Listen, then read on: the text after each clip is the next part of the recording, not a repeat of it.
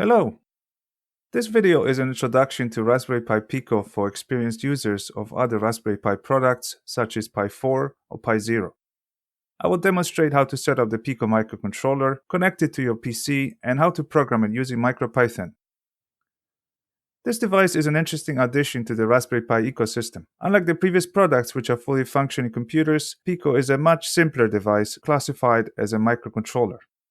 It has the familiar 40-pin layout, similar to the standard Raspberry Pi, offering a number of programmable GPIO ports, and you can use a range of programming languages to program it, with my preference being MicroPython. Comparing the Pico to, let's say, Pi 4, it's like the proverbial apples to oranges. But as far as attaching electronic components and writing programs for it, there is significant overlap.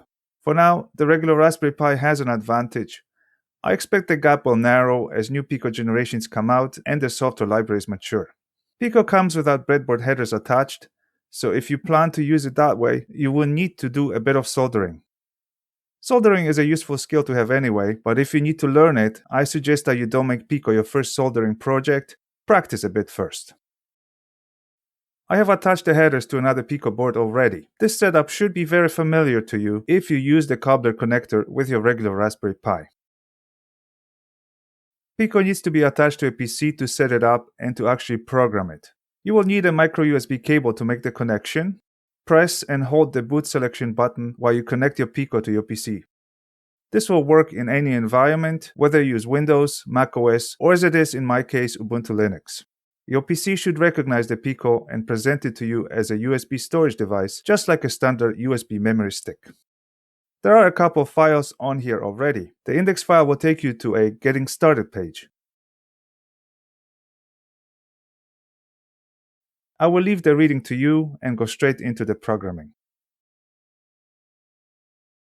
Raspberry Pi Foundation recommends the Thonny environment to program the Pico using MicroPython. My Ubuntu Linux had it pre-installed, but the Thonny website has a later version which I will be using.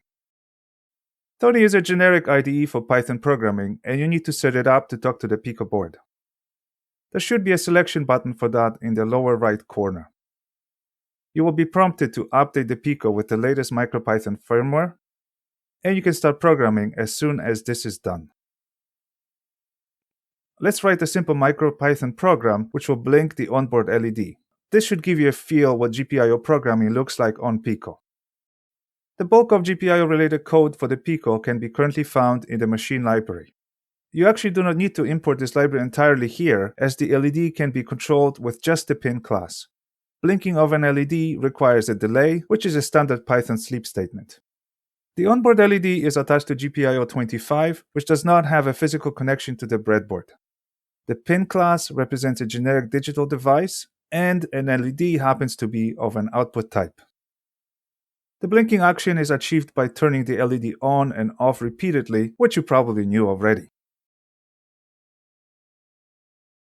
You have an option to save your finished program to your PC or on the Pico.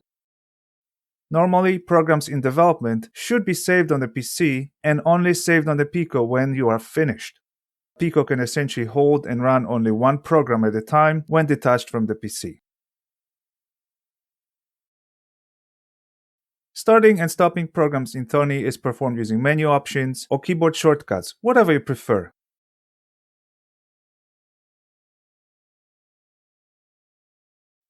Of course, blinking the internal LED is just a test. There's an entire world of possibilities ahead. How about I will add two LEDs to the breadboard and blink them alternately? The circuit is very simple, just don't forget to disconnect the Pico while you build it. Reconnect the Pico to your PC, but this time don't press the boot selection button. The updated code is very similar to the onboard LED. I need to create two pin objects referring to two physical GPIO ports and expand the while loop.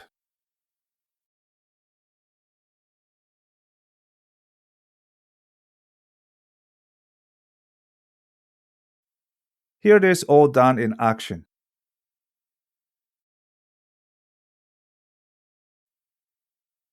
This project is essentially done and it's ready to be transferred to the Pico for standalone use. The program stored on the Pico needs a specific name, main.py.